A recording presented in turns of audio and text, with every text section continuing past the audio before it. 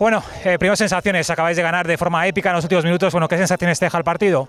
Bueno, pues sensación al final de mucha alegría, porque después de ir prácticamente desde el minuto 10 perdiendo todo el partido, compitiendo, intentando empatar, lo hemos intentado hasta el final. Son partidos que cuesta mucho, porque son los primeros, aún falta mucho ritmo, pero esto es el Soneja, que nos lo dice el míster, que hay que creer hasta el final, sobre todo en casa, y así ha sido.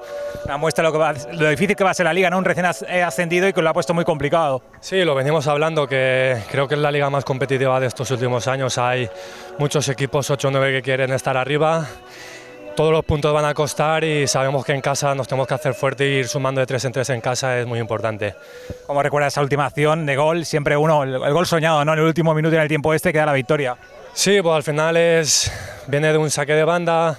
Sinceramente estamos pensando ya en, después de empatar en el 87, creo que ha sido, en acabar jugada e intentar pues no perder lo que habíamos conseguido.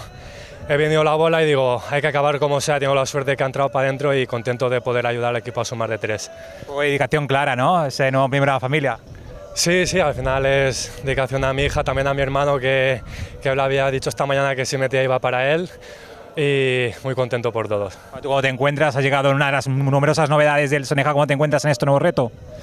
Pues muy ilusionado, como siempre. Al final, desde el principio, el club nos ha querido transmitir de que es un proyecto ambicioso. Al final, llevamos años disputando playoff, y este año con la misma ilusión de siempre, intentar pues competir y estar arriba lo posible, y a ver si vamos a por otro playoff.